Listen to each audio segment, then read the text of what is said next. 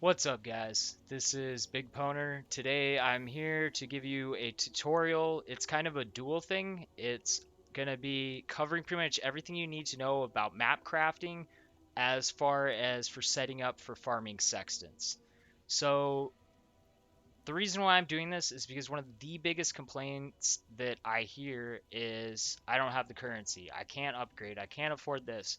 I can't have whatever. And the thing is these are people that are playing, and the amount of time that they're playing, they're just not generating currency. And the whole reason why a player is not generating currency is simply because they're either not doing the right things or they're not um, they don't have the knowledge to to maximize what they're getting from their playtime. There's lots of things like having a build that can actually do maps efficiently and running through maps fastly. We'll cover stuff like that in a different video, but this video I want to stay focused on the stuff that has to do with sextants. But to give you a little a testament of how much currency I'm actually generating, to give you some viability to the things that I'm saying, I mean, you can look at my gear. Almost all of these pieces of gear outside of my two uniques that I use for defensive stats, which I bought at near perfect rolls on both of them or divined them. I mean, I've got stuff on my characters that are, triple perfect rolled Watcher's eyes. This is over a mere item. The amount of currency that I've generated, I've got four characters right now, and I've got three characters that have gear like this character.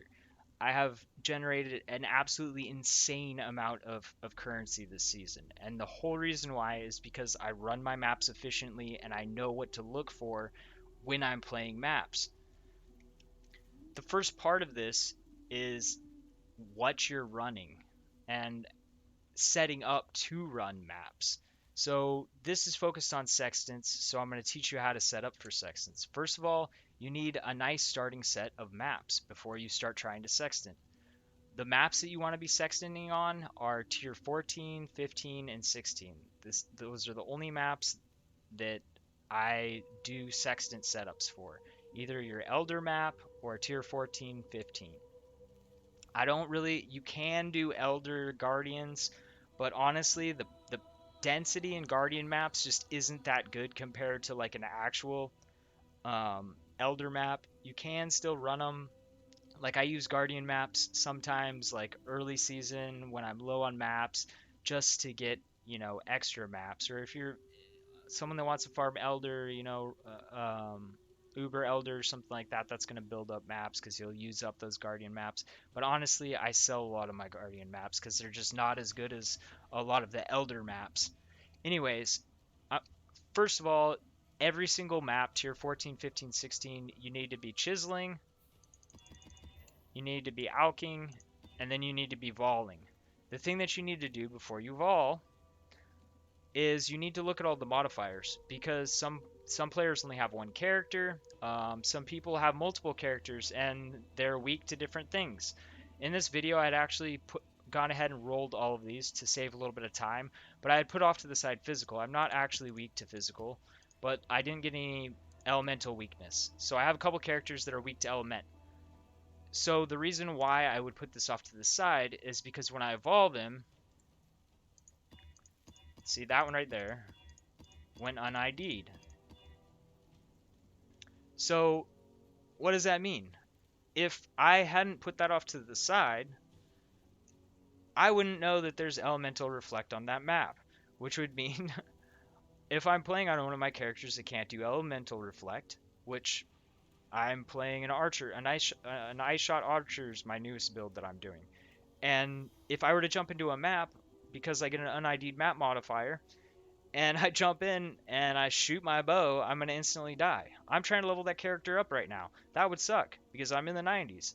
I would instantly lose 10% XP and then I'd have to swap characters. Knowing that this is an elemental reflect map, I can now put this into a place where I know that it's elemental reflect. For yourself, set up your own system. I like to take them and do them by quantity. I'll take and sort these in by quantity. And then the other thing that you really want to look for this season, Blight League, is you want to look for the Nemesis modifier, which I Oh wait, missed one. Oh, elemental reflect. Oh, that all right. That was that's another thing that I wanted to point out. Um, which I'm glad it actually hit one because when I first went through it, I was like, oh man, that sucks. So the reason why 14, 15, 16 are really good and why you always want to vol is first because it increases your chance quantity. You look at these maps, 136% item quantity. The highest that you're going to get without voling is going to be like topping out around 100, which most of them aren't going to be that. Voling them, you can get over 150% quantity. This season, doing thousands of maps, I've only hit over 150% a few times. It's not really that common. It has to be the right modifiers. It has to be um, the the extra additions to it from the vol. It's really rare to hit that high. But anything 110 plus, that's a better map than anything you could possibly roll without voling. The other cool thing is the last set of maps, because I've been doing a whole set of maps.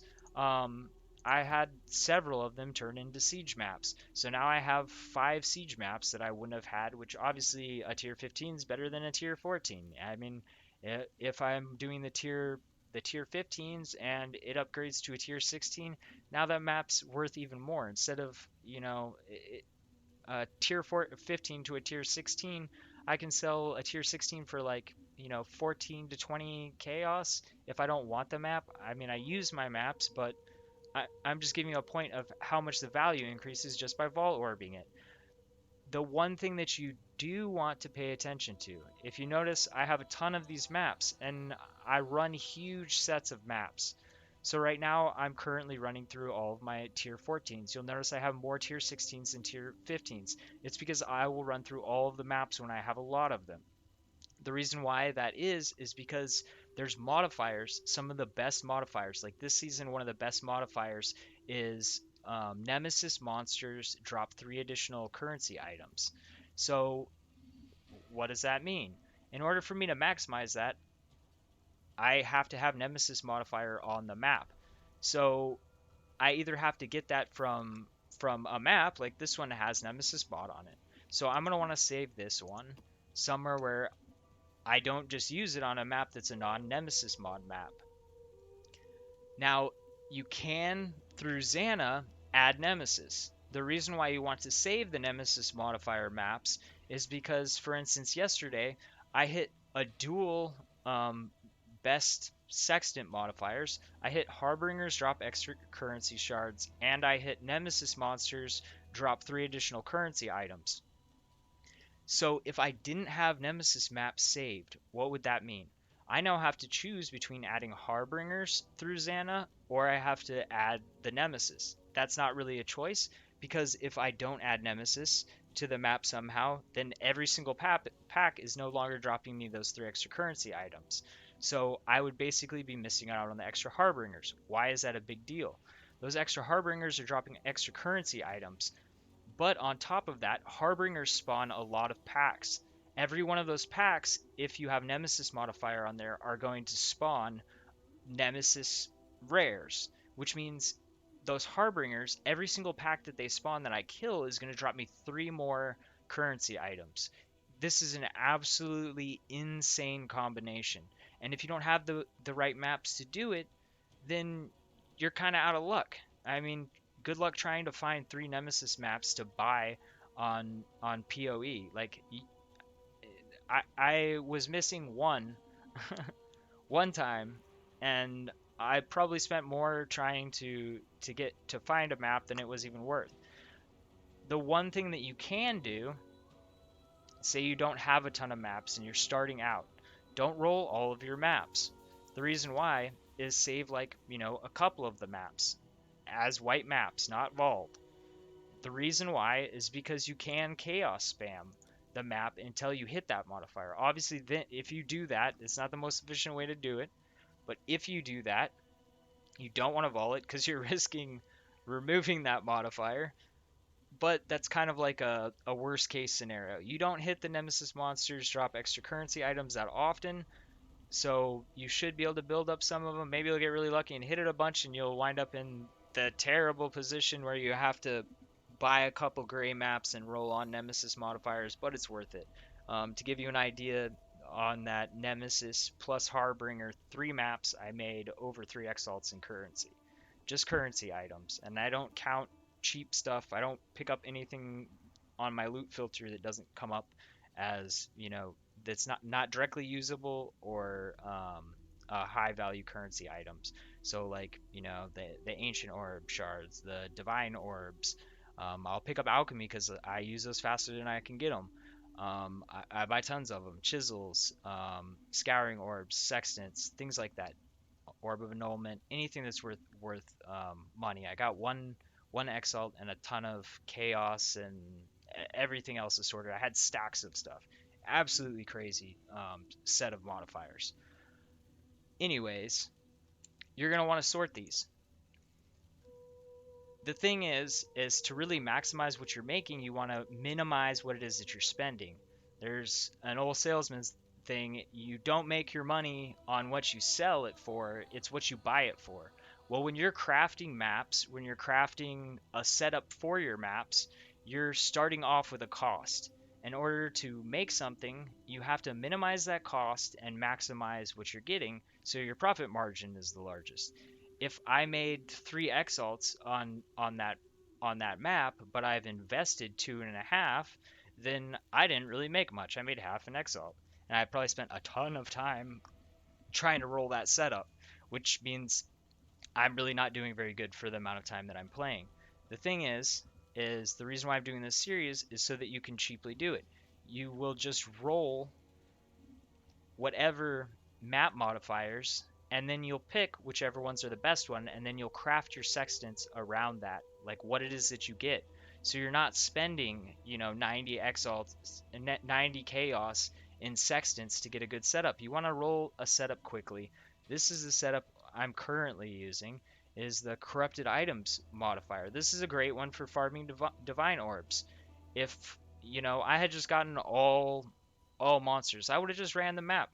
If my first four sextants are all extra monsters, I've only got 12 chaos into it. I have to make 4 chaos off of each map before I'm breaking into profit. I'm just gonna run it. I'm not gonna sit there and spam sextants and make my investment cost go up to some crazy amount where I'm praying that I get some crazy drops just to make my money back. That's not smart. And then also, I'm not going to be progressing on my character's leveling. I'm not going to be progressing on anything. The whole thing is you want to do this fast. You want to use what you get to get the most out of it, which means you're not going to be farming the same thing over and over and over again. You're going to be farming more maps and then profiting when you do get good modifiers. That's the best way to do it. That's how I've farmed all of my currency. That's how I've been able to fuel 4 builds. And I just finished a build yesterday, and I'm already up to 20 something exalts.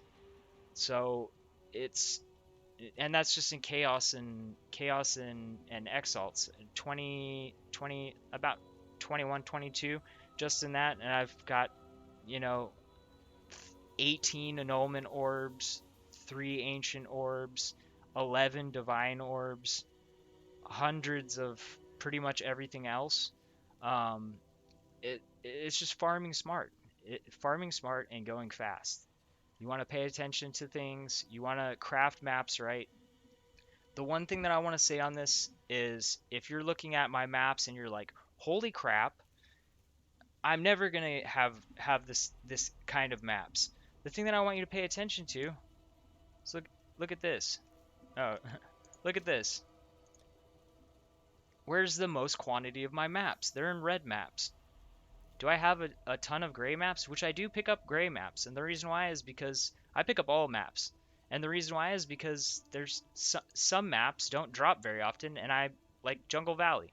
If I want to set up an Elder Bubble over there, I don't want to have to try and waste time to buy maps that I could have already had. So I always pick up all maps. But the thing is smaller section, and I have more maps in the red section than I do have up here. Why is that? Map completion. You have to get your map completion high. Like I see people all the time. They're like, I ain't got maps. I'm struggling for maps. I have to play tier 12s. I can do tier 16s, but all I have is tier 12. What's your map completion, dude? And they're, give me some low number. It's like, dude, complete maps. Like, this is your chance to get maps. Playing maps, you should be getting more maps than you're using. Just plain and simple. It, bare minimum, first thing in the season, get above 140 completion. You can do that with all of the cheap maps. Get it done. Get your bonuses done. Get your quantity above 140 first thing. If you don't have that done right now, get it as high as you possibly can first thing, and then worry about it. If you have maps that you don't have completed, buy the maps. If it's a crazy expensive map and you can't afford it, do that one last. That's why you've got the wiggle room. I seal maps, so I don't have full completion, which, like, if you're doing a lot of bubble farming, like, you're not going to have 159 of 159 even if you had everything completed. We'll go into elder bubble farming later, but as you can see, I don't have completion on these. I just popped them open because I wanted to kill elder, because I wanted to see how one of my builds did, but I'm going to reseal these so I can build up elder maps for another bubble. It's just, you got to know small things, and that's pretty much it. I'm going to go into every single one of these sextants in this series. I didn't want to put it all on one video because I don't want to make it crazy long. This will be the longest video. You'll be able to just search the specific sextant mod that you get, and you'll be able to know exactly how to maximize it. Thanks for watching, guys. Get that currency.